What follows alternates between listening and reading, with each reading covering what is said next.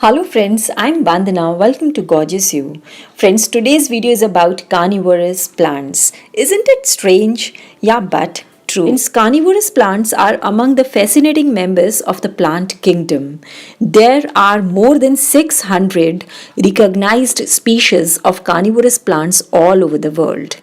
These plants have adapted themselves to grow in places where the soil is thin or very acidic to grow or poor in nutrients, especially nitrogen, such as swampy or marshy wetlands. Most carnivorous plants eat flying or crawling insects, those that are around water, capture very small tiny fish. Rarely some tropical carnivorous plants have even been reported to capture frogs, even rats and birds.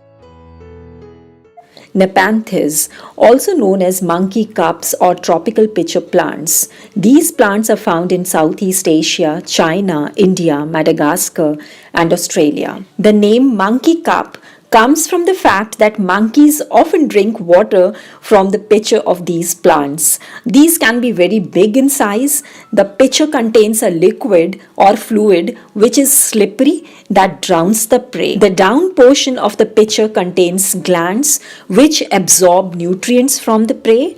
The plants mainly consume insects, although the larger species can trap even rats and small birds.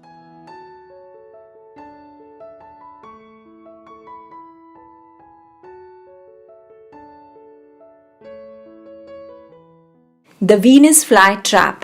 Carnivorous plants live all over the world, but the Venus flytrap is native to select swampy or marshy areas in North and South Carolina. The leaves of Venus flytrap open wide, and on them are short, stiff hair called trigger or sensitive hair.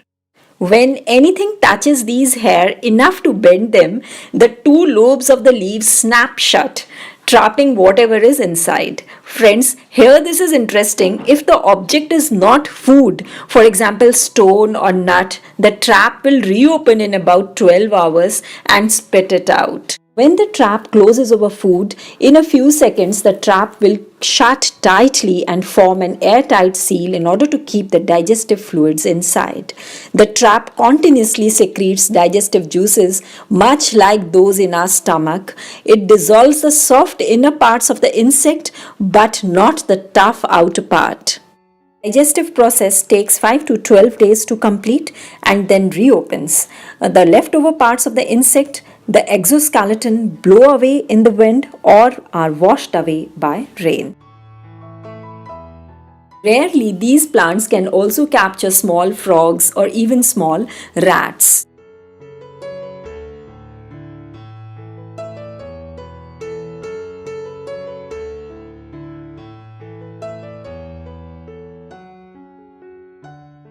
Drosera plant.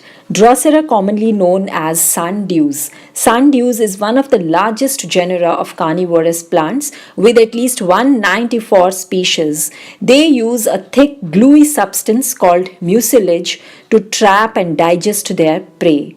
They are found everywhere in the world except Antarctica. Like all plants, Drosera makes its own food and just uses insects for nitrogen and other nutrients. Drosera roots are not very strong. They are usually simply for taking in water and keeping the sundew or Drosera firmly planted to the ground. A fly or butterfly or other nectar-loving insects will find the sweet smell of the mucilage that oozes from the plant. Landing on the colorful tip, the insect will immediately get stuck. The plant has cells that make more mucilage in the place where the insect is sitting. The gluey mucilage will completely surround the insect. Then the sundew plant wraps its outside tentacles around the insect, absorbing its nutrients. This is done so quickly in some species, this takes only a few seconds. The plant will then eat the entire insect except the outside skeleton. When the plant has finished eating, it opens up its tentacles and drops the exoskeleton to the ground. Sarracenia plants. Sarracenia are also known as trumpet pitchers or North American pitcher plants. These pitcher plants are carnivorous plants which have modified leaves known as pitfall traps.